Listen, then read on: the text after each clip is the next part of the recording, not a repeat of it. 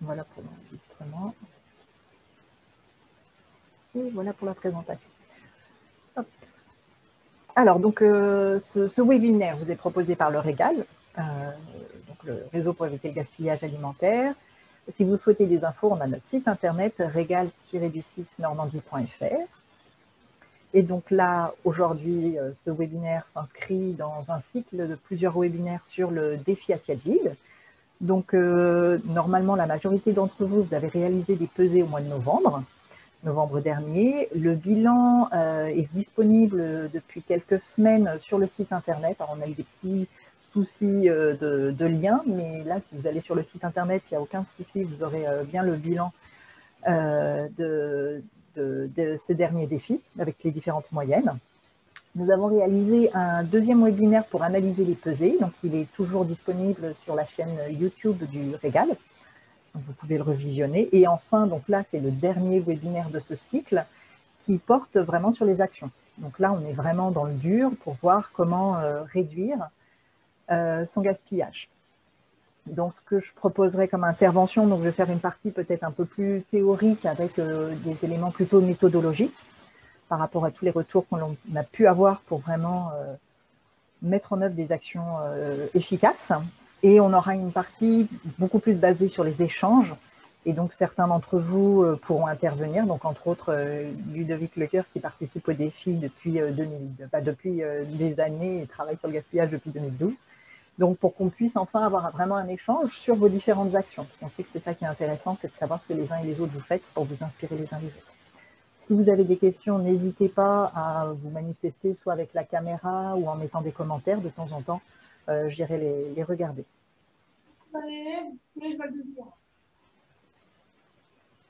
Personne ne veut intervenir ou c'était plus un micro qui s'est ouvert? Je pense que c'est un micro, donc je poursuis.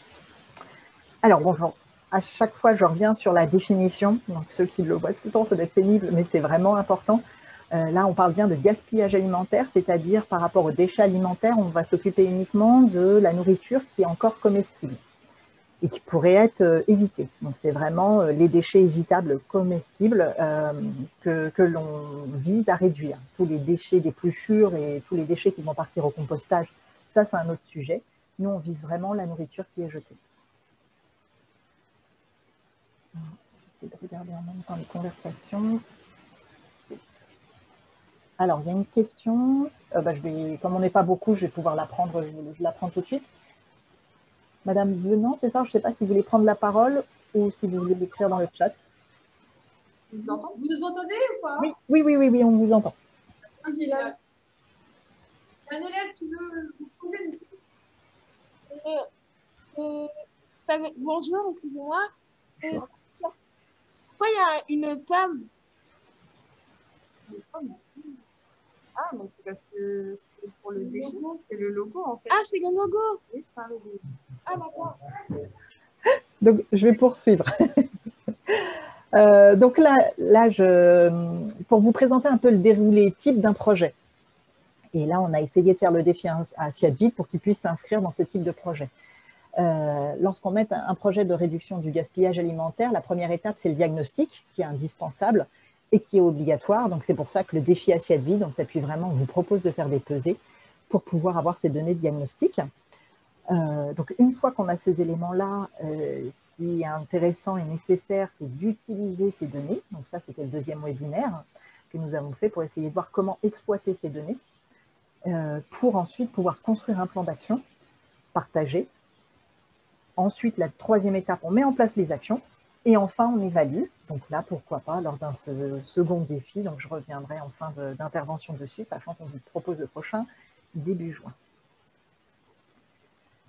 Donc là, pour ce webinaire-là, l'idée, avant de commencer, c'était de faire un petit point sur les prérequis et dire ce qui, pour nous, était vraiment indispensable avant de mener des actions, avant de vraiment commencer à agir, et pour pouvoir faire des actions qui vont être efficaces. Donc, ce qu'on a pu voir, nous, la première chose, c'est que pour pouvoir agir, il va falloir que dans votre établissement, le projet soit partagé.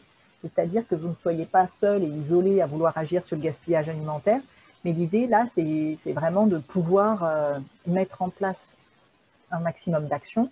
Et donc, pour cela, c'est vraiment essentiel que ce soit partagé par un maximum de personnes et entre autres que le responsable ou les responsables soient engagés. Si ce premier niveau n'est pas atteint, nous, on vous recommande vraiment de passer du temps pour que les responsables, que ce soit de cuisine ou gestionnaires ou élus, soient déjà impliqués et partants pour mener le projet. Deuxième étape, savoir d'où l'on part pour savoir où on va. Donc ça, c'est le diagnostic, donc d'où le défi assiette vide. Donc si vous nous rejoignez et que vous n'avez pas encore fait de pesée, avant de s'impliquer dans les actions, la première chose à faire, ce sera bien de faire des pesées pour savoir d'où vous partez. Et enfin, le troisième point, c'est vraiment d'identifier où agir en priorité. Donc, et ça, c'est vraiment propre à chacun de vos sites. Par rapport à ce point-là, est-ce qu'il y a déjà des commentaires? Est-ce que pour certains d'entre vous, vous êtes déjà, voilà, pour vous, c'est au moins les 2 premiers prérequis sont déjà présents dans vos établissements ou pas encore? Je ne sais pas si vous voulez prendre la parole ou mettre dans le chat.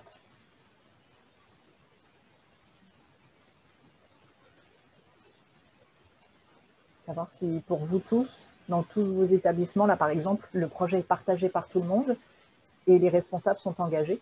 Alors vous pouvez, par exemple, il y a des réactions, vous pouvez dans les réactions mettre des petites pouces. Il se trouve des endroits où vous pouvez mettre un petit pouce, une réaction. Donc n'hésitez pas à y mettre.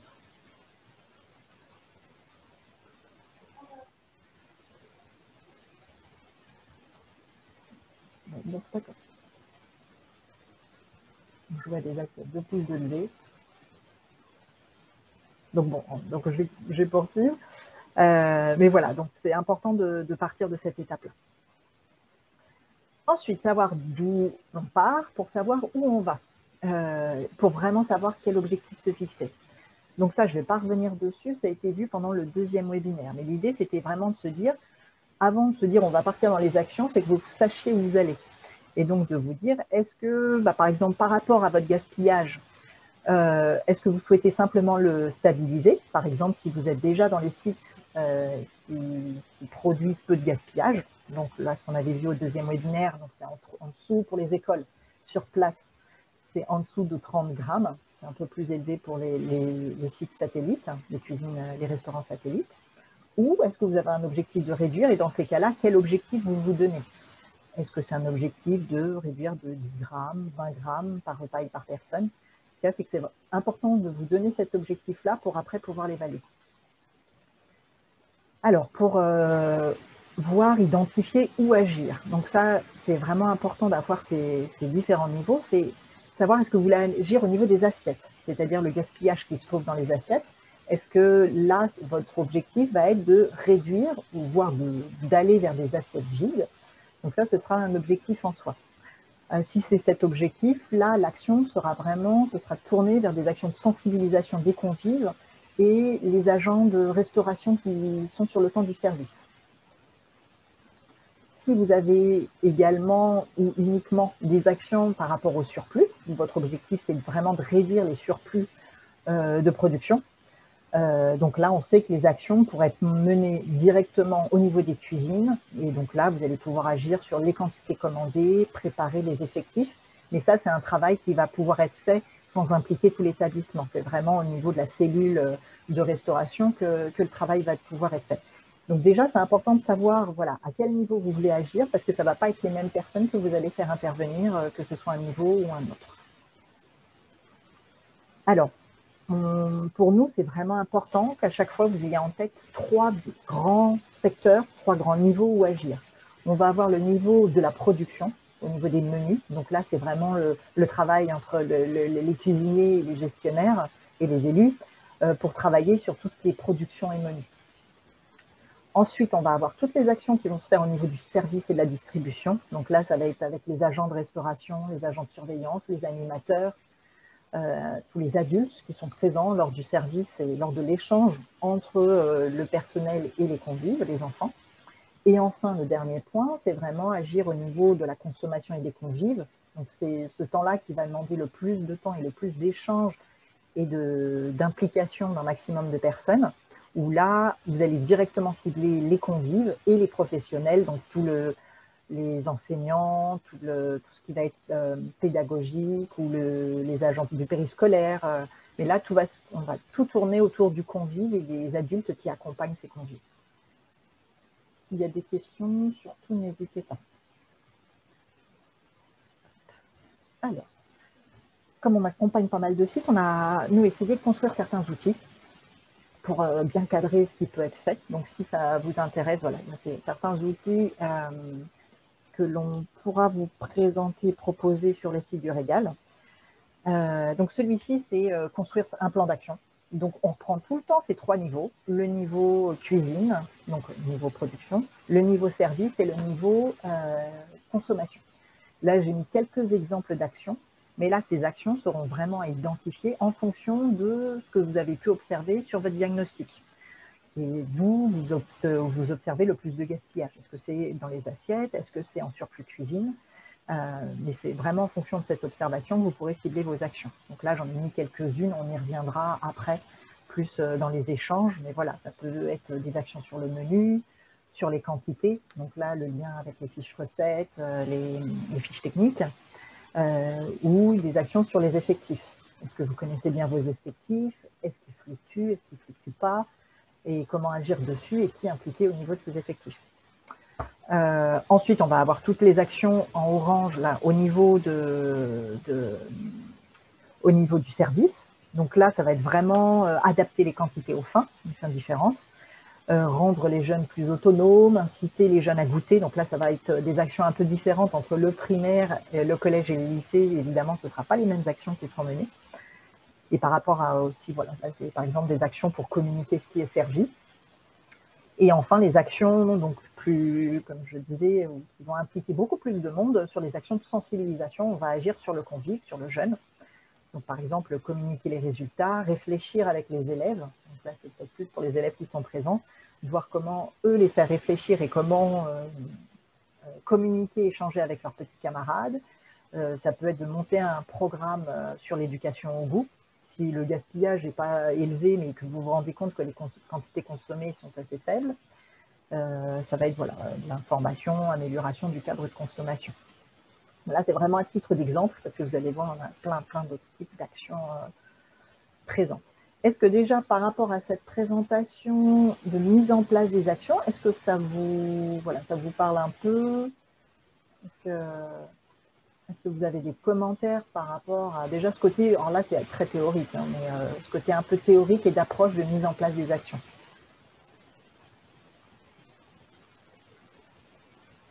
Vous nous entendez? Oui, oui, oui. Je pense que inciter les jeunes à goûter. Et, si vraiment ils ne veulent pas goûter, en fait, c'est embêtant. Des fois, la cuisine prépare des plats et des fois, les jeunes, ils n'en veulent pas du tout. Dans le sens, c'est beaucoup de légumes, des choses comme ça, on voit bien que ça prend. Tout à fait. Bah, ça va vraiment être tout ce qui va être lié à l'éducation au goût. Parce que goûter, on sait que ce n'est pas naturel. C'est inscrit dans notre patrimoine génétique. Nous étions des cueilleurs, chasseurs, voilà, quand nous étions des hommes préhistoriques. Et donc, on a des réflexes de faire attention à ce que l'on mange. Donc, goûter, tout ce qui est nouveau, on va avoir un réflexe de protection. Et donc, goûter n'est pas naturel.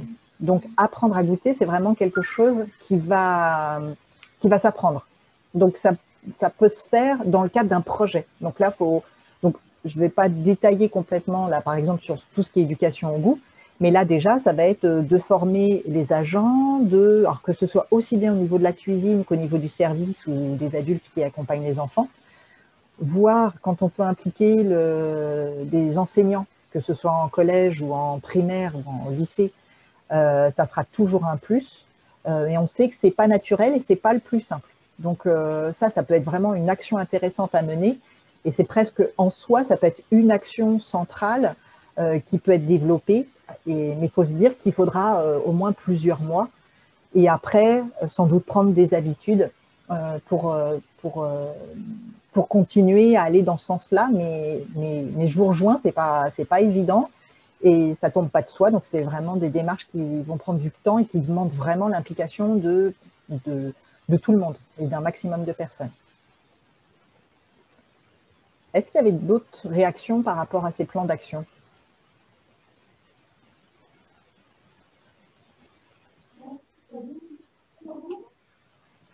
Alors peut-être vous mentionnez votre établissement avant d'intervenir. Donc là, je vois Didier Morel vous indiquer que vous avez déjà, vous, pas mal d'actions qui sont déjà mises en place, c'est ça? Et donc l'idée, c'est d'aller plus loin ou justement comment vous vous situez, vous, par rapport à vos actions? Alors, disons qu'au niveau moi, j'ai des maternelles, donc on essaie de leur faire goûter tous les jours. On fonctionne avec la petite cuillère, quoi, juste une petite cuillère qu'on dépose dans l'assiette. Et donc, je fais faire ça à mes collègues depuis 2 ou 3 ans. Et on s'aperçoit actuellement que les maternelles commencent à manger plus de choses et plus en quantité que les primaires. Mhm. Ah oui. Donc, pour l'instant, c'est bénéfique. On a encore un gros travail, par contre, à faire avec les primaires où c'est trop dispersé, quoi. Ils ne tiennent pas en place et là, on a beaucoup plus de mal à leur faire goûter. C'est trop bruyant. Discuter et tout, c'est beaucoup plus compliqué. Mhm. Oui, oui, oui, tout à fait. Bon, déjà, par rapport à ce que vous dites, il y a cette notion de temps qui est intéressante, et dire qu'il faut du temps pour que les messages entrent, aussi bien chez les adultes que pour que les enfants aussi aient ces habitudes-là. Donc, c'est vrai que ça va prendre du temps. Par rapport à ce que vous dites par rapport aux plus grands, là, on se rend compte, alors, il peut y avoir des éléments qui peuvent se faire sur l'organisation, même du déroulé du temps du repas. Et c'est pour ça que là, par exemple, dans les actions, il peut y avoir des éléments sur rendre plus autonomes les jeunes, pour, par exemple, dégager du temps d'agent, pour que les agents aient plus de temps avec les jeunes et que, par exemple, quand on sert, là, je pensais à ça, par exemple, on voit, nous, dans certaines écoles, où les enfants sont servis au fur et à mesure. C'est l'agent qui passe à chaque table et qui va les servir. Là, on sait que, par exemple, on peut avoir du bruit et ça peut être plus compliqué. Donc là, des petites pistes, ça peut être de retravailler sur l'organisation et que les jeunes soient plus autonomes, mais que les adultes soient vraiment là pour les encadrer, par contre. Alors, oui, oui, juste une petite chose. Nous avions essayé plusieurs façons de servir. Nous avions essayé de servir au plat pour que les enfants se servent par eux-mêmes. Ça a été quand même relativement un échec. Parce que certains enfants savent se servir, d'autres ne veulent pas se servir dans le plat du copain d'à côté. Donc, non, ça n'a pas marché. On a été obligé de revenir. Par contre, c'est un gros travail au niveau du personnel pour servir les quantités nécessaires et puis expliquer les choses, quoi.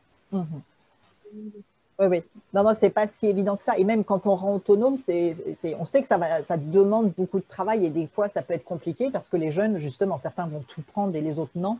Donc, il y a un regard à avoir et une surveillance qui est accrue, qui est encore plus importante. Donc, c'est vrai que ça, c'est un travail. Après, voilà, il faut peser le pour et le contre et comme vous dites, peut-être tester pour voir ce que ça peut donner par rapport à ce niveau-là. Mais après, ça va être vraiment par rapport aux messages qui vont être donnés aux enfants. Et donc là, c'est vrai, quand il y a des équipes, de grandes équipes, il faut que tout le monde ait le même message. Donc, je ne sais pas si ça, c'est des choses qui vous parlent aussi ou qui font écho à ce que vous pouvez faire.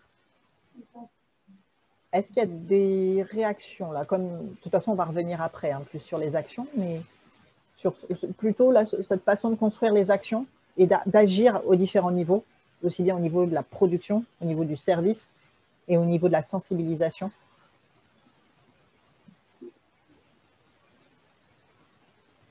Ah oui, alors je vois un commentaire par rapport au Covid où effectivement l'autonomie en période de Covid, oui, c'est compliqué en ce moment. Je suis bien d'accord. Donc là, on essaye de se placer un peu après dans le post-Covid, qui nous espérons arrivera assez vite. Est-ce qu'il y a des commentaires, sinon je vais poursuivre? Je vais poursuivre. Donc là, l'idée, justement, c'était de voir un peu vos expériences des uns et des autres. Alors, je vais peut-être vous donner déjà… voilà, l'idée, c'était de vous faire intervenir donc, les uns et les autres sur… donc, on pourrait pour commencer, donc Ludovic, si tu veux bien, je te ferai commencer. Donc, en indiquant qui vous êtes, votre structure. Bon, on l'a fait un peu tout à l'heure, mais peut-être, voilà, bien préciser ces éléments-là. Et alors, après, indiquer… donc ah oui, mince, par contre, je n'ai pas mis en partage, désolée. Je vais mettre le document en partage, ce sera plus simple. Voilà. Donc là, voilà, de vous présenter, dire votre structure, les actions que vous menez, à quel niveau elles ont un impact. Est-ce que c'est en cuisine, au service ou au niveau des assiettes? Et quels résultats vous avez? Alors, l'idée, c'est de faire vraiment cibler par action pour qu'on puisse passer du temps un petit peu. Voilà, l'idée, c'est de passer 2-3 minutes par action. Et donc, après, on reviendra, je vous présenterai après, voilà, après, on reviendra sur les grandes actions qu'on va retrouver. Mais on pourra faire ça en synthèse. Ludovic, est-ce que je peux te laisser donc intervenir, donc te présenter, après peut-être présenter différentes actions comme ça qui sont menées à Blainville. D'accord, oui. Alors, je reviens sur ce que je disais, c'est 2012, c'est parti loin, donc on en a encore échangé avec Nathalie, mais depuis 2012, chaque jour, on travaille sur le gaspillage. En fait, maintenant, c'est devenu une habitude, hein. Il faut savoir qu'au départ, bah, forcément, on a fait aussi notre état des lieux. On était très gros gaspilleurs, pardon, mais à tous les niveaux. C'est-à-dire qu'au niveau de la cuisine, on produisait trop, plus qu'il ne fallait, toujours. Au niveau du service, on servait beaucoup. Et en fin de compte, forcément, il y avait du gaspillage. Donc, on a aménagé nos services en faisant déjà des assiettes à dessert pour les enfants de maternelle. Ça a été la première action qu'on a menée. Et c'est celle qui a eu le plus de résultats. Donc, j'ai pensé d'abord me faire un peu enguirlander par mes collègues en me disant ils vont manger dans une assiette à dessert. Ça va pas aller. Et en fait, ils se rendaient compte que c'est tout à fait adapté à l'enfant, quoi. La taille de l'assiette, ça correspond bien. Si on met une assiette normale, on a tendance, nous, agents, à la remplir. Si on met une assiette à dessert, si on la remplit, c'est une quantité plus raisonnable pour un enfant de maternelle. On a mené aussi comme action de mettre le pain quand l'enfant était à table et servi au niveau de son entrée, parce que parfois, le pain avant, il mangeait le pain, donc il gaspillait la suite. On attendait vraiment le dernier moment pour le distribuer, et je pense que ça, c'est un réflexe que chacun a, hein. On va au restaurant, on a un peu faim en attendant, on va manger, on allait au restaurant, on mangeait le pain avant tout, et puis voilà, quoi. Alors, d'autres actions en cuisine, forcément, quand on s'est rendu compte qu'on produisait trop, on a réduit. Alors, on a réduit, puis on a réduit, puis on a réduit, et pour essayer de trouver la quantité qui nous va. Alors, moi, j'ai une anecdote parce qu'il y a des gens qui se renseignent pour revenir à une cuisine maison, hein, pas concédée, comme c'est le cas sur l'établissement dont je parle. Et ils étaient venus me demander les quantités que je servais. Est-ce que je peux avoir votre tableau sur les quantités que vous servez? Et en fait, je suis revenu sur ça parce que j'ai pas de tableau, moi, sur les quantités que je sers. On sait ce qu'on sert, on connaît notre public depuis longtemps maintenant, et c'est là qu'on adapte plus ou moins nos quantités, quoi. C'est-à-dire qu'il y a un tableau qu'on connaît tous, c'est le GEM-RCN et ses recommandations. On sait tous que c'est trop, en tout cas pour des maternelles ou pour des primaires, les quantités sont trop importantes, et nous, on a dû réduire.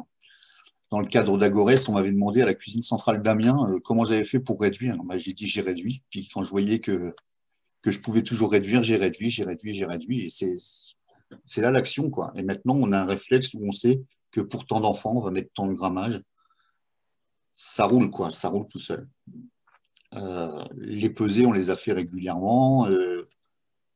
C'est l'agent, hein, qu'il faut plus former que l'enfant, hein. C'est plus l'agent qu'il faut former parce qu'on a besoin, et c'est pas sa faute à l'agent pour autant, il a toujours été habitué de travailler de telle ou telle façon, mais on a besoin qu'il accompagne l'enfant, en fait. Il faut l'impliquer tout simplement, je pense, dans cette action.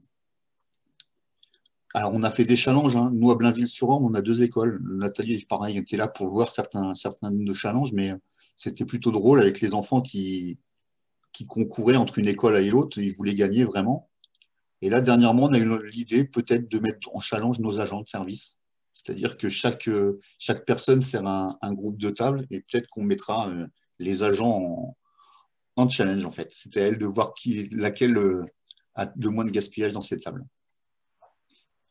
Il y a des tas de choses qu'on peut faire, je pense, mais ça vient de chaque situation et chaque public, quoi. D'accord. D'accord, bah merci. Merci, Ludo. Est-ce que certains d'entre vous voudraient faire part d'actions, voilà, qui, pour vous, permettent de réduire sensiblement le gaspillage? Je voudrais revenir sur ce que disait Ludovic. J'ai trouvé ça bien parce que j'ai constaté la même chose. Si vous voulez, je suis responsable de trois restaurants scolaires, enfin, trois productions et j'ai 6 restaurants. Et on s'aperçoit que chaque public, même si ce sont les mêmes niveaux de classe, chaque public est différent. Certaines écoles vont manger plus certaines choses, moins d'autres. Enfin, on est obligé de s'adapter sur chaque site. Parce que chaque enfant, chaque groupe d'enfants ne vont pas manger la même chose et les mêmes quantités. Ouais. Donc, j'ai trouvé ça très intéressant et c'est vrai qu'au niveau des quantités, on a énormément réduit aussi au niveau de la production. Et moi, je vais revenir, si je peux me permettre, je vais revenir sur ce que vous disiez tout à l'heure, entre la différence que vous avez fait, et nous on l'a fait aussi, entre les maternelles et les primaires. Mais je me dis moi aussi dans ma tête qu'un CP, c'est un ancien maternel. Oui. Et pour autant, j'en suis arrivé à un point où je pense les servir eux aussi dans une assiette à dessert. Ils ont le même appétit qu'il y a un an, en fait, on va dire.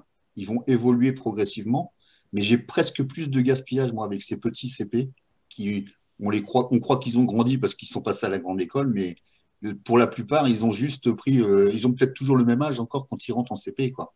Et c'est, eux, ils ont moins d'accompagnement aussi au niveau des agents. Oui. On sait que nous, dans nos services de maternelle, on a des ADSEM qui sont en place et des dames de service qui sont là. Les enfants sont bien encadrés. Moi, j'y fais mon tour aussi tous les jours. Et il y a plus d'accompagnement pour ces enfants de maternelle. Et je pense qu'il ne faut pas oublier que ces CP, ce sont juste d'anciens maternelles. Et à mon avis, il va falloir qu'on agisse avec eux comme moi j'agis, en tout cas moi, comme j'agis avec mes maternelles encore. On va les laisser grandir, je pense. Et nous sommes obligés aussi, je dirais, tous les ans, au mois de septembre, de s'adapter à notre nouvelle clientèle. Même si ce sont les mêmes enfants que l'année d'avant, enfin, il y a une classe qui change à chaque fois. Mais même si on est obligé de s'adapter parce que les enfants, en 2 mois, ils peuvent changer énormément aussi. Ouais, bien sûr.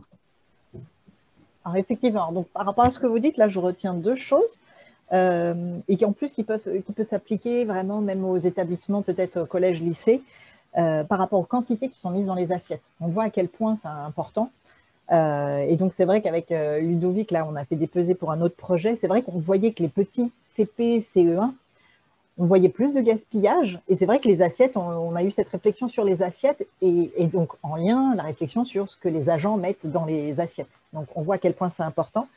Ça, on va le retrouver au niveau des collèges, alors avec d'autres contraintes au niveau du collège, parce que c'est au self, il y a un nombre d'élèves à faire passer dans un temps imparti. Donc, et en plus, en ce moment, c'est encore plus compliqué, mais il y aura aussi cette notion d'assiette. Je crois qu'à un moment, je mets une photo, je vais peut-être vous la montrer tout de suite, parce que je vais la montrer, voilà, je vais vous mettre en partage. Hop là. Voilà, donc là, c'était pour vous montrer, on regardera les actions après, mais c'était pour vous montrer une photo dans un collège où, suite à l'action, on avait fait les premières pesées, donc on avait pas mal de gaspillage, même beaucoup de gaspillage, et dans les actions, on a ciblé sur les quantités dans les assiettes, et donc au moment du service. Et au bout de quelques mois, quand on a refait les pesées, on regardait aussi ce qui était mis dans les plateaux, parce que c'est vraiment là où ça va se jouer. Et donc là, par exemple, on voit une photo où il y a 2 camarades qui sont mis à côté, l'un à côté de l'autre, donc avant de manger, et on voit les quantités, et on voit que pour le même, donc là c'est le même plat, hein, on voit que les quantités n'ont rien à voir. Et là, ces 2 camarades, alors en plus, je pense qu'ils sont peut-être même dans le même, ils étaient dans le même niveau scolaire, mais on voit à quel point l'adaptation des quantités va être centrale. Et donc, même au niveau du collège, c'est vrai que très vite, on pourra avoir des réductions à ce niveau-là. Donc là, je ne sais pas si même les élèves qui sont présents voudraient intervenir peut-être sur ce côté quantité. Est-ce qu'ils trouvent que, voilà, est-ce que c'est déjà fait, vous, dans votre établissement, ou est-ce qu'il y aurait encore un travail à faire pour adapter le plus possible ces quantités dans les assiettes? J'ai un élève qui a une question. Alors nous, par exemple, au Val-de-Vire, il y a plusieurs élèves qui prennent plusieurs quantités de pain. Lorsque de base, il y a une limite de pain, lorsque, par exemple, il y en a, ils vont prendre 3 pains, ils vont prendre 3 pains, généralement, ils vont laisser genre un pain et demi ou même 2 pains qu'ils vont gaspiller. Et ce qui devrait être mis en place, ce serait, comment ça s'appelle, une sorte de mini-annonce qui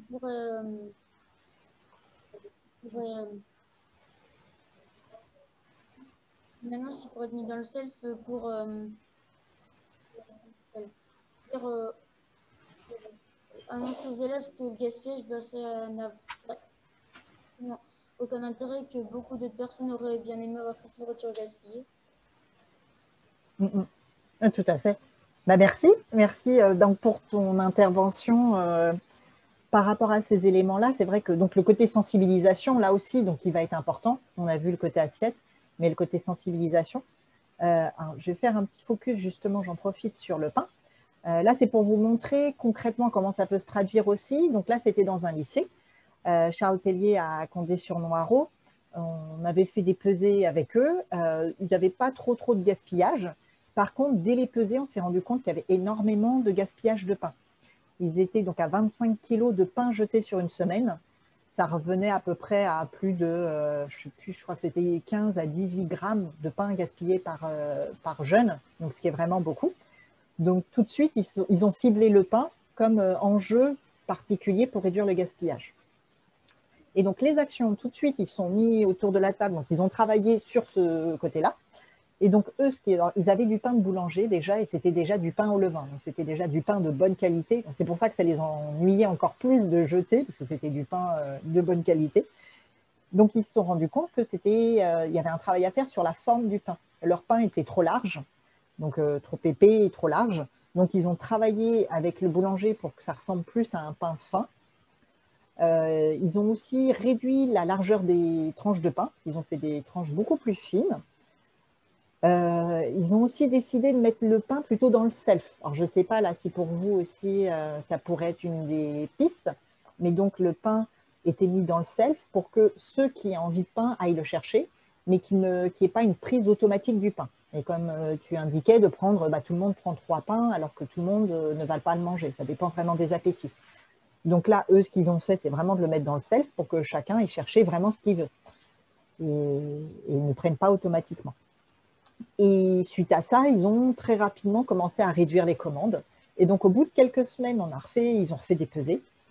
Et ils ont obtenu au final 5 kilos de pain. Ça veut dire qu'il y a 20 kilos de pain en moins qui finissaient à la poubelle, rien que par ces actions-là, et très, très, très rapidement.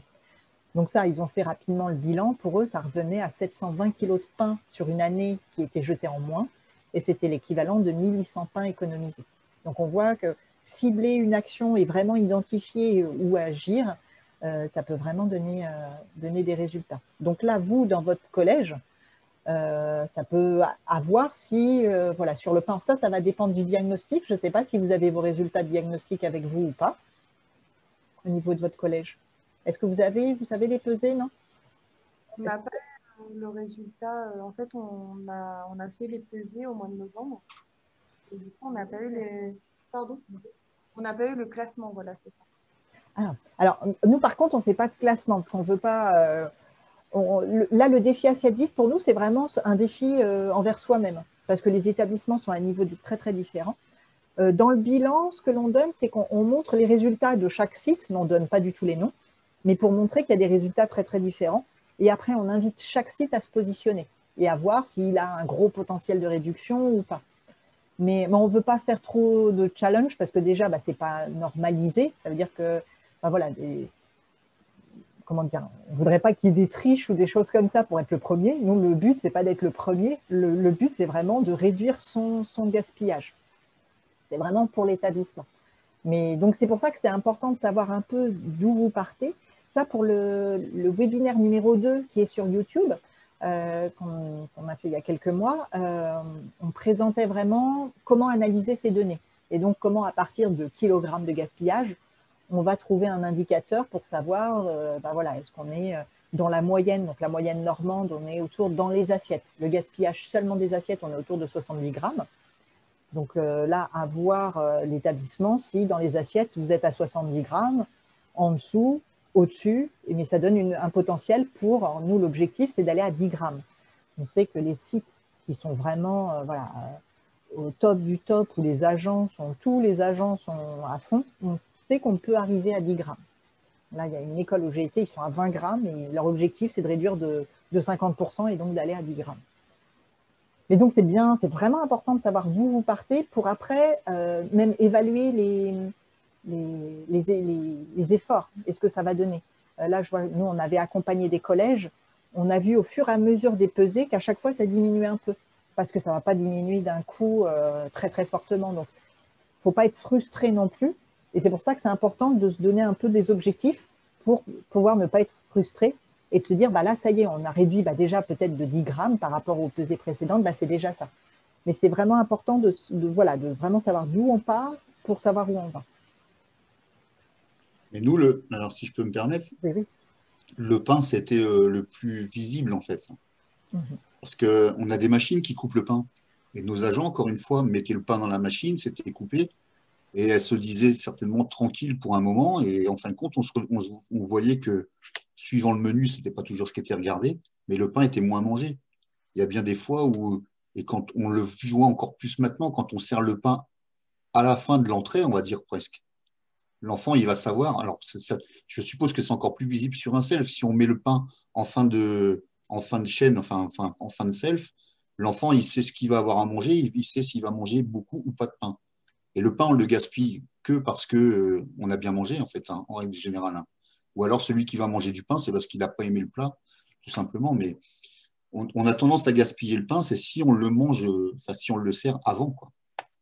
Quand on va dans un self, si on prend le pain en premier, on ne sait pas ce qu'on va manger. Et pour autant, c'est là qu'est le gaspillage. La plupart du temps, on n'est pas fini à cause de ça. Et moi, ça arrivait sur un des sites où la machine à couper le pain est tombée en panne. J'ai dû ressortir le couteau et la planche à découper. On a beaucoup moins gaspillé. Comme quoi, des fois, c'est… Ouais, quand il n'y a plus les machines. Là, ça marche. Je suis entièrement d'accord. Moi, sur mes sites, donc on fait 180 couverts, mais je coupe avec une machine manuelle. Et on fait des tranches très fines et ça marche bien. Et pareil, on ne le met plus au début du repas non plus. Ouais. Et je peux dire que c'est le seul point vraiment où je ne gaspille pratiquement rien. Le pain, on n'en gaspille plus. Et alors, j'ai eu une autre expérience en collège. Je travaillais en collège avant et nous avons pris un sac poubelle et nous avons pris dans tous les plateaux le pain qui n'était pas entamé, des tranches de pain qui n'étaient pas entamées. Et on a fait un calcul, une moyenne, hein, on a fait ça sur une semaine et on a remis ça sur un an. Et on s'est aperçu qu'on perdait la valeur d'un repas complet pour le collège par an.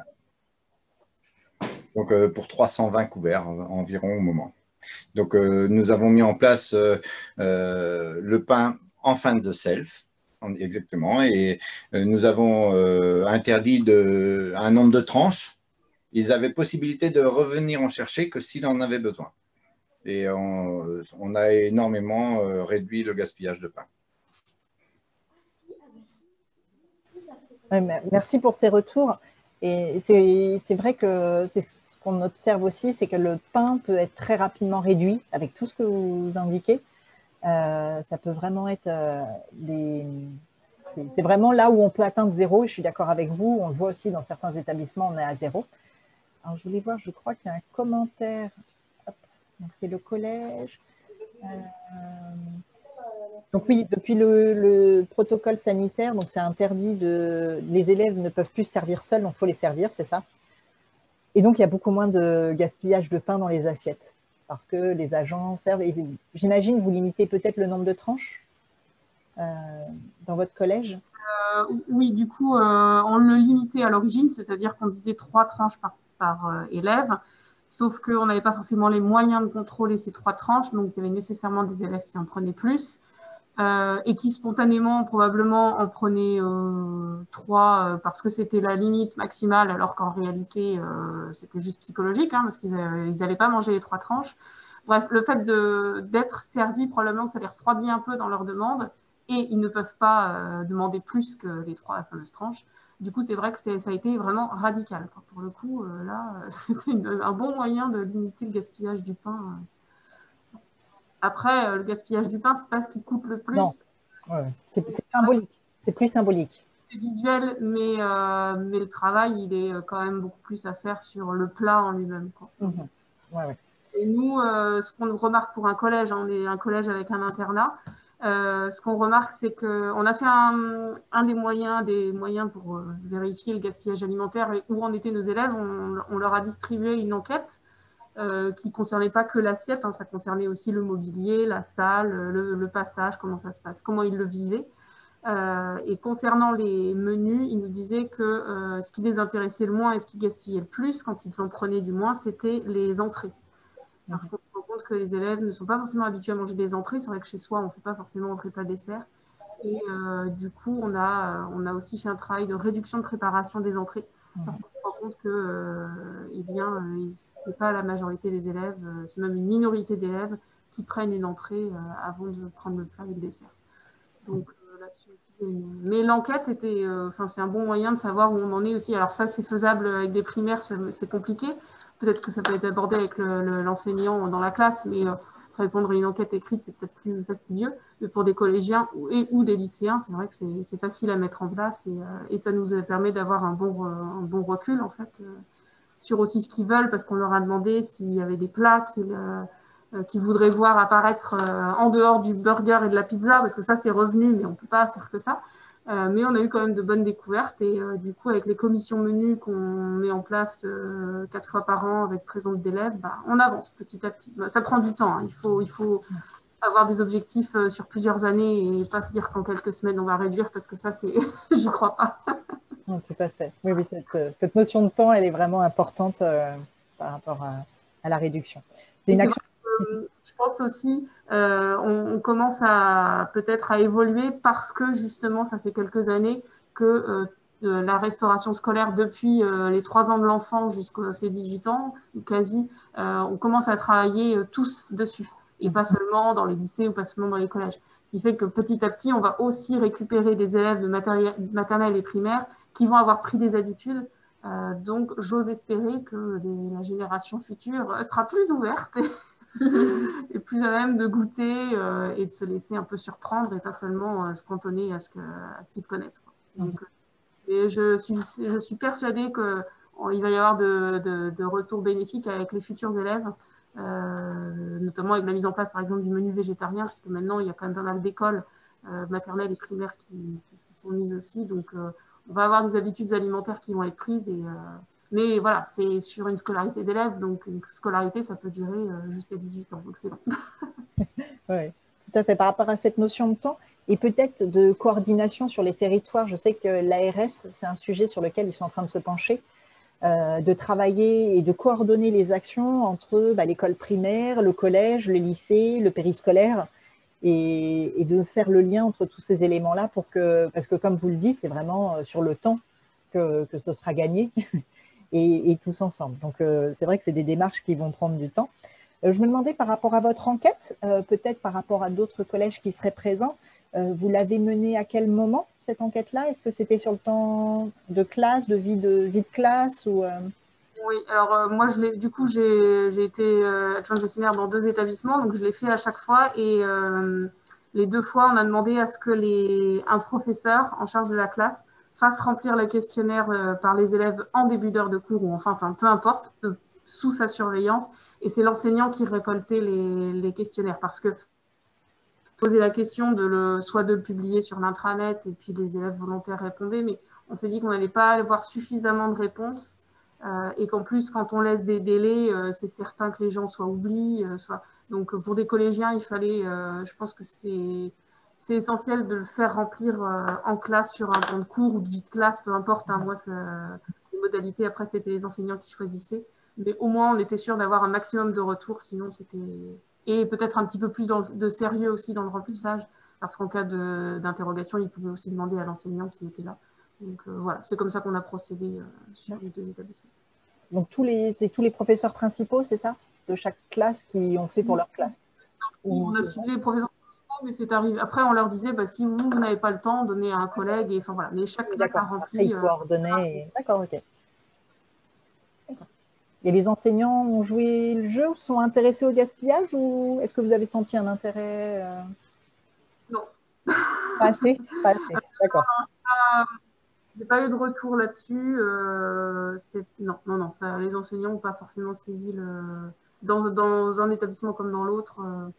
Même, ils n'ont pas demandé à avoir les résultats de l'enquête. Bon, là, je n'ai pas encore fini de dépouiller l'enquête qui a eu lieu en décembre, parce qu'il y a plein de choses qui se sont rajoutées. Mais donc, je ne sens pas un intérêt. Alors, je ne sais pas, ils ont peut-être peur de moi, donc je ne sais pas.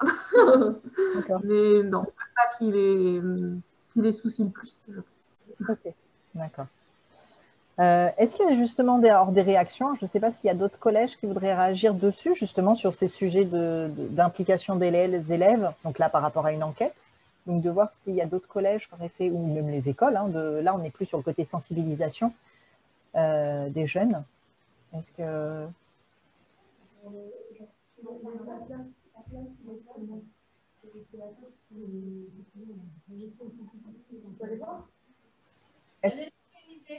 Ah, allez-y. Bonjour.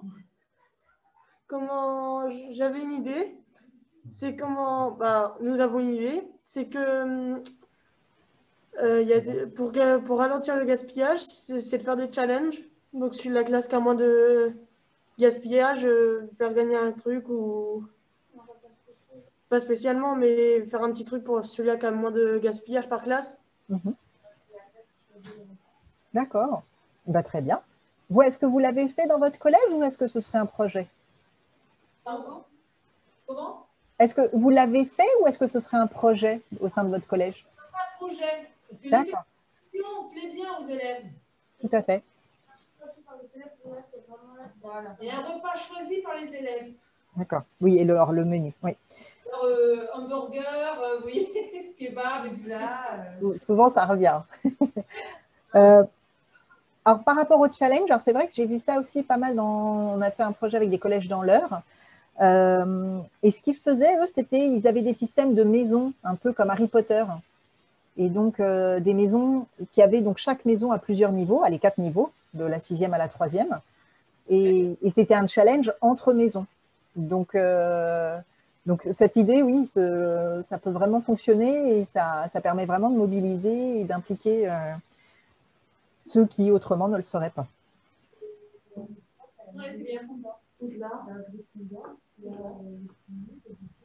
Est-ce qu'il y a d'autres idées là par rapport à tout ce qui peut être sensibilisation, intervention?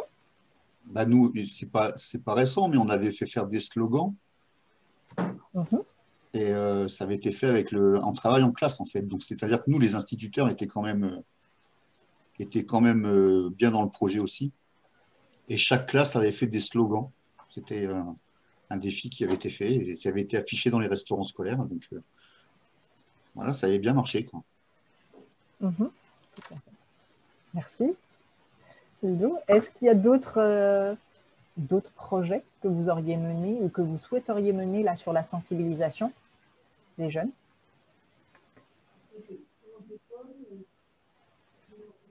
Non? Peut-être aller dessus. Voilà.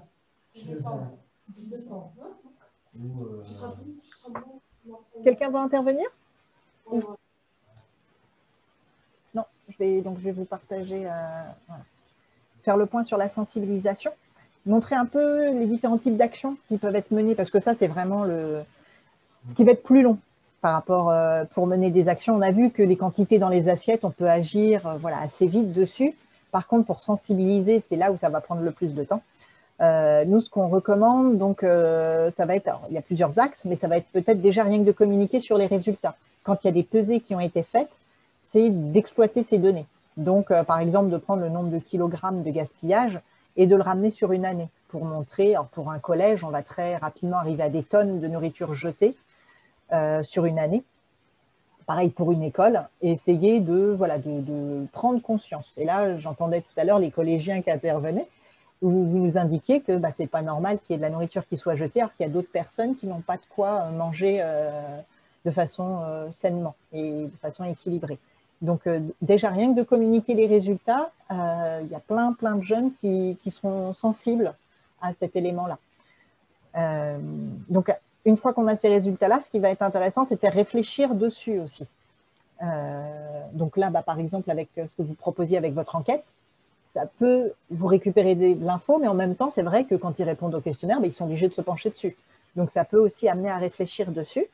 Ce qui peut bien fonctionner et ce qui marche bien, c'est alors par exemple, ça va être avec une classe d'éco-délégués ou dans une école, une classe un peu volontaire, si on a un enseignant volontaire, ça va être que la classe aille voir les autres camarades.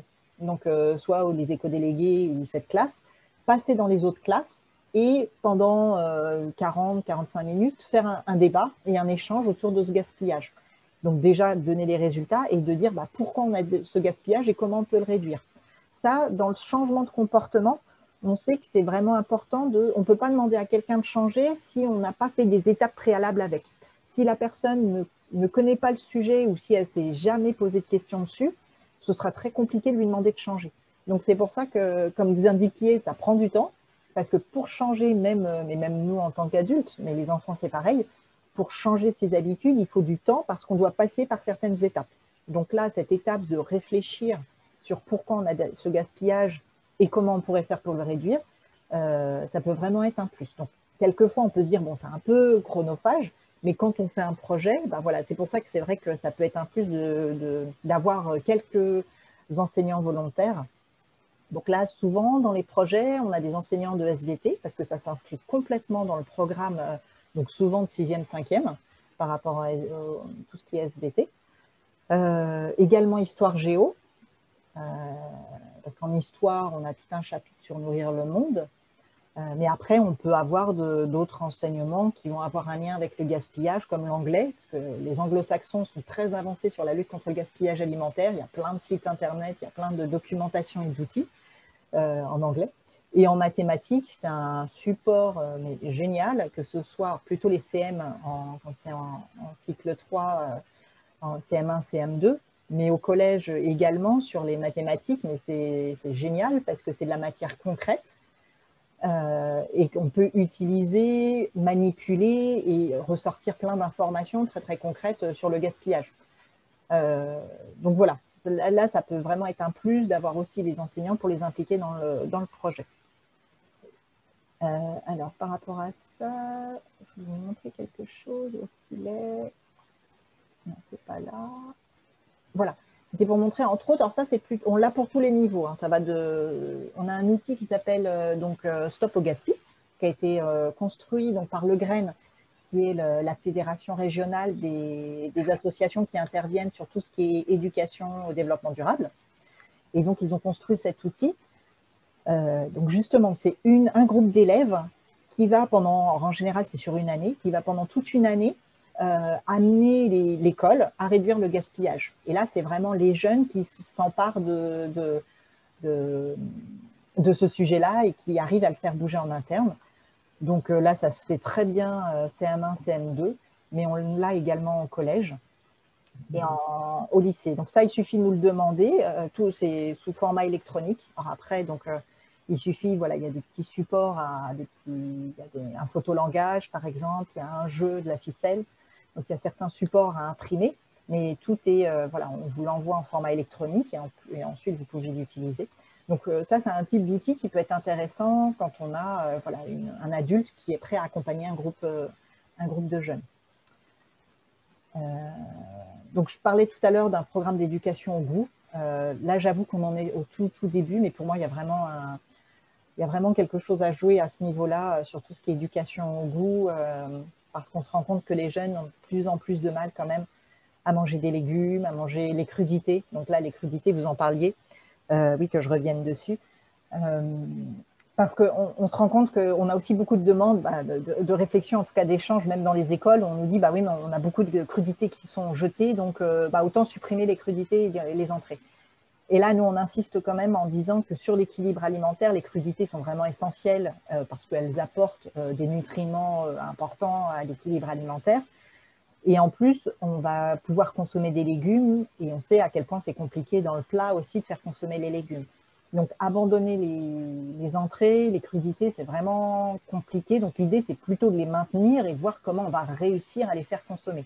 Donc, on revient aux quantités. Ça ne sert à rien d'en produire beaucoup si de toute façon elles sont jetées. Mais l'idée, c'est de ne pas lâcher, c'est-à-dire de quand même les garder et de travailler sur les amener à goûter, à s'intéresser à certaines crudités.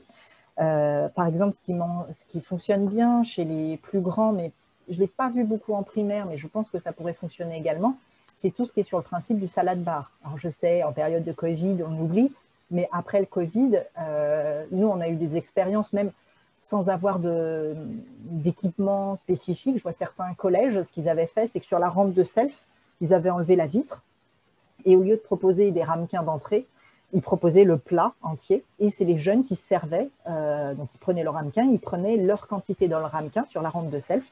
Et ils se sont rendus compte qu'il y avait beaucoup moins de gaspillage et que c'était beaucoup mieux consommé. Dans les lycées, là maintenant, presque tous les lycées ont un salad bar. Ils se rendent compte également qu'ils font beaucoup plus de crudités et que les crudités sont beaucoup mieux consommées. Donc voilà, ça c'était pour revenir un peu sur le sujet des crudités, en sachant que voilà, il y a un enjeu dessus, mais je pense qu'il ne faut vraiment pas lâcher l'entrée. Alors il y a peut-être des commentaires, non? Certains, si vous souhaitez intervenir. Je vais juste pour dire, je parlais, bon, c'est vrai qu'on avait discuté un petit peu avec Ludovic aussi, au niveau de l'assaisonnement des crudités, quoi. On se demandait si c'était nécessaire ou est-ce que, parce que bon, comme j'ai plusieurs sites, chaque cuisinier, les menus sont faits par moi, mais enfin, on les fait en commun, mais, ça donne une base et chacun fait sa recette. Et donc, certains de mes collègues assaisonnent beaucoup moins que moi. Je sais pas, moi, je vais utiliser de l'échalote, je vais utiliser du poivron, de la tomate, enfin, même dans des carottes râpées, quoi, même du citron, enfin, ça dépend des fois. Et donc, certains de mes collègues sont moins chauds à assaisonner vraiment les crudités, quoi. Alors, par rapport à l'assaisonnement, c'est vrai que c'est un point qui revient très, très souvent.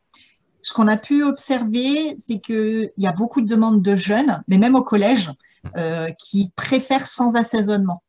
Donc, nous, on est plutôt sur l'idée de garder un assaisonnement, mais de le proposer à part quand c'est possible, pour que les jeunes puissent se servir. Et qu'au contraire, donc quand il y a un assaisonnement en plus un peu élaboré, au contraire, peut-être certains sont très, très contents de l'avoir, et d'autres, au contraire, ça pourra les bloquer dans la consommation. Donc, quand c'est possible, alors pareil, avec le Covid, c'est compliqué, mais idéalement, si c'est une rampe de self, ça peut être même de prévoir, des fois, c'est des bidons, là, des bidons d'assaisonnement, là, de sauce, ou sinon à la petite cuillère. Mais en tout cas, ce qu'on a observé, c'est qu'à part, ça donnait moins de gaspillage. Et dans les salades bars, en général, elles sont crues, les crudités, et il y a les assaisonnements à côté.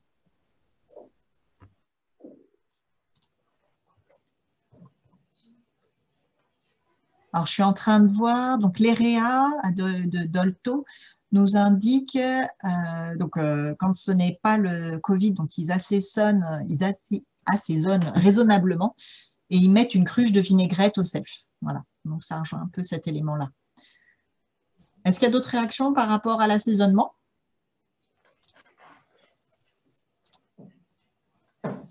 Non, c'est bon. Alors, je vais essayer de repartir sur ma présentation. Alors, vu que tout a été coupé, je vais refaire vite fait. Hop, voilà.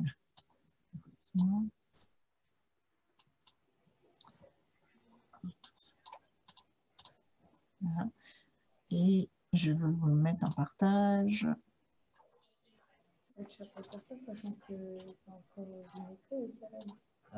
Alors, j'espère que je vais y arriver. Je ne sais pas ce qui me fait...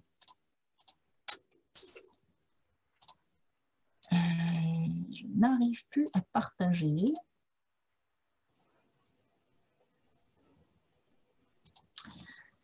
Je vais vous faire à l'oral et je vous poursuivrai. Hop, voilà ce qui a été fait. Là, l'idée, c'était pour reprendre un peu la synthèse de tout ce qu'on a pu voir par rapport aux actions qui sont menées. Toujours pareil, à chaque fois, on garde les blocs. Non, maintenant, j'ai plus la caméra. Voilà, pardon. Donc, on garde les blocs d'action entre la production. Donc, là, je vais vous résumer un peu les grandes actions qu'on va retrouver et que nous, voilà, qui sont vraiment importantes à chaque niveau. Donc, pour la production, ça va être menu à adapter en fonction des convives. On sait qu'il y a tout un tas d'actions à faire au niveau des menus et qui ne sont pas évidentes parce que les menus, il faut qu'ils soient équilibrés, il faut qu'ils soient appréciés et consommés. Donc, c'est vraiment on sait que c'est vraiment un point sensible, la réalisation des menus. Et c'est quelque chose qui doit évoluer régulièrement parce que les convives de maintenant ne sont pas les mêmes que ceux d'il y a 2-3 ans.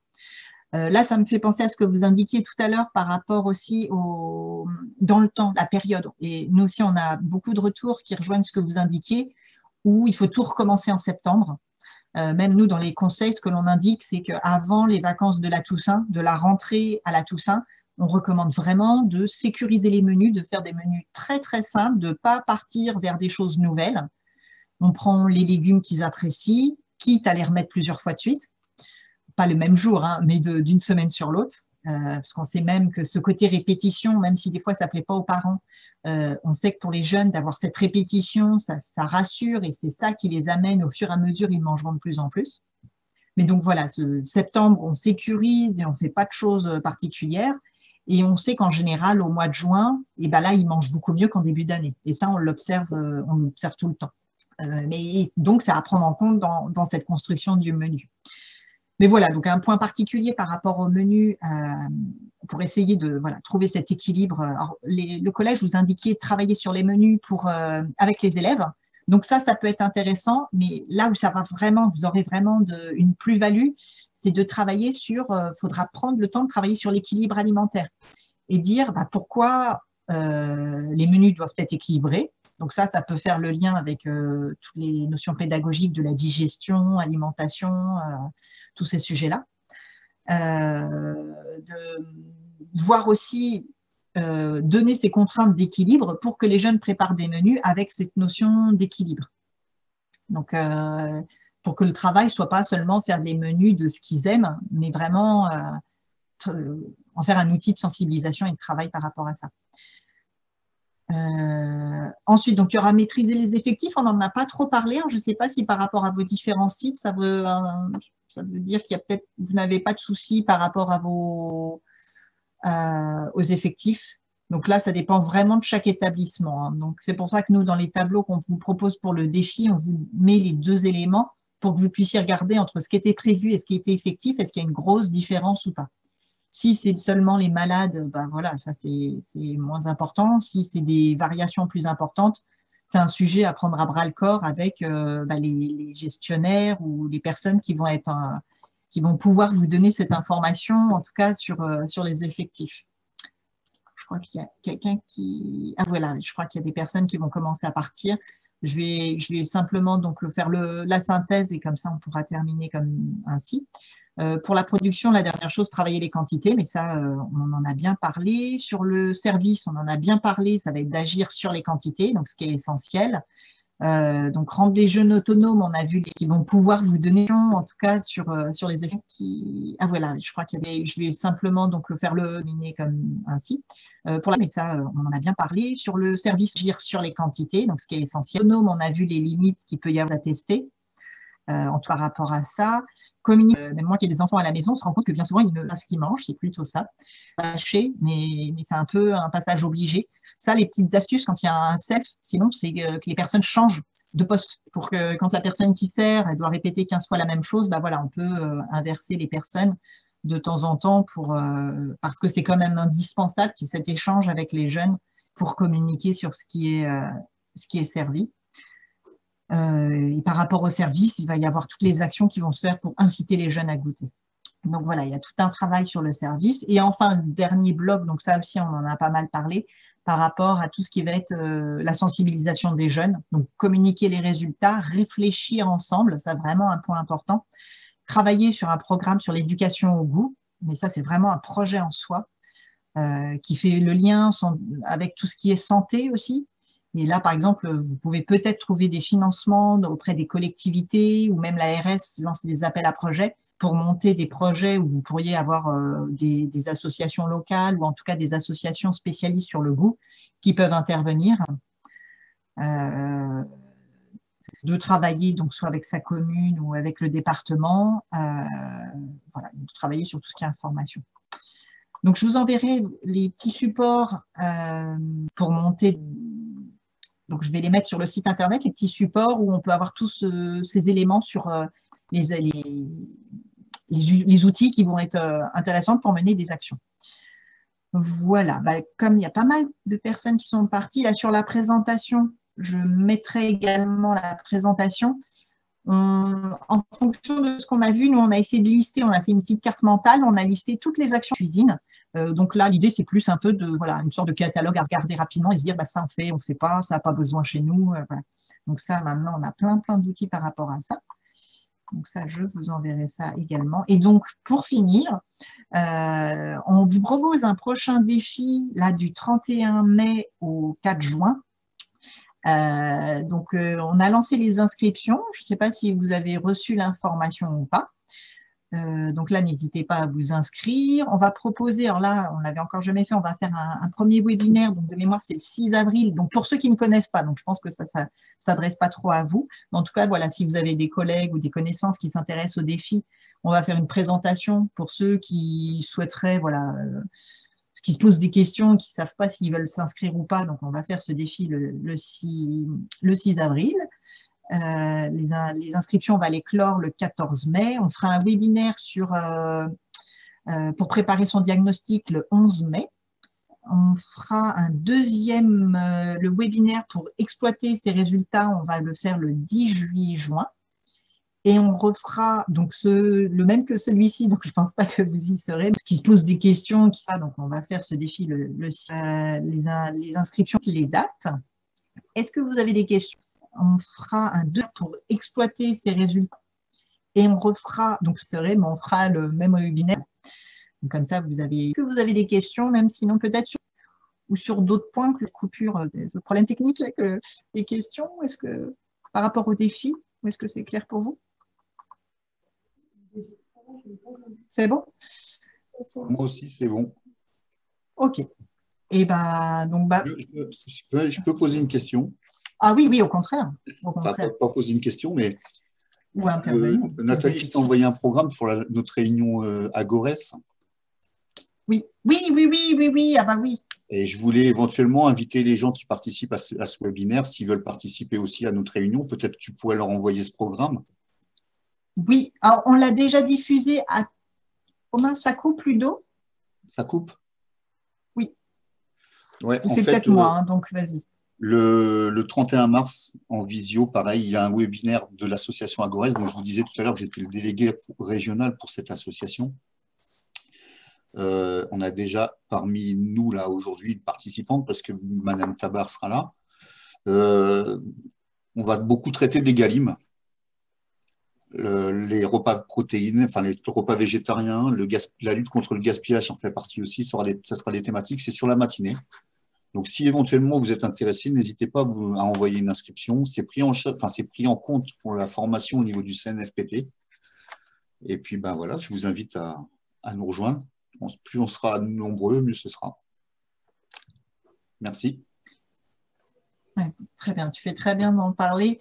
Donc, on a déjà diffusé l'info, mais on va rediffuser et mais sinon, alors je sais pas Ludo, est-ce que dans le chat, est-ce que c'est possible de prendre, est-ce que tu voudrais mettre ton adresse mail? Ouais, bah, je peux le mettre. Peut-être pour les personnes comme ça pour être sûr. Mais bon, normalement, si vous êtes ici, c'est que vous devez recevoir les informations du régal, donc vous devriez recevoir les informations sur cette réunion du 31 mars. Alors, si vous ne connaissez pas Gorès, c'est l'occasion. N'hésitez pas dans ce cas à m'envoyer… alors, attendez, est-ce que c'est parti ou pas? À m'envoyer un mail et je vous enverrai le programme si vous le souhaitez. C'est gratuit, hein, ça n'engage à rien. C'est juste une réunion d'information. D'habitude, on fait cette réunion dans une commune, dans une ville. Mais le Covid nous impose la visio. J'arrive pas à faire partir le message, mon adresse mail, par contre. Je vais essayer de le faire. Bon, normalement, si vous êtes ici, c'est que vous devez du régal, donc vous devriez recevoir les informations sur cette… Attendez, peut-être que… Voilà, c'est parce que Attendez, je vais faire autrement. C'est parti, voilà. Normalement, vous devez voir dans le chat mon adresse mail. N'hésitez pas et je vous enverrai. Oui, c'est bon. Merci beaucoup. Super. Merci. Merci, Ludo. Est-ce qu'il y a d'autres demandes ou interrogations, questions? Ou est-ce que c'est bon pour vous tous? C'est bon pour moi. Merci. C'est bon pour moi. Ok. Bon, bah alors, donc, super. Si c'est bon pour tout le monde. Donc, encore, excusez-moi pour ce problème technique. Merci en tout cas, merci beaucoup à tous pour votre participation. Et donc, je vous... Oui, voilà. Super, de réduction du gaspillage, parce qu'on sait que ça prend du temps. Et donc, d'échanger, de partager ce qui marche moins, c'est toujours utile. Donc, encore merci. Je vous souhaite une bonne après-midi et un bon week-end et à bientôt. Alors, merci beaucoup. Et au revoir à tous. Merci, au revoir. Merci, au revoir. Au revoir. Au revoir. Au revoir.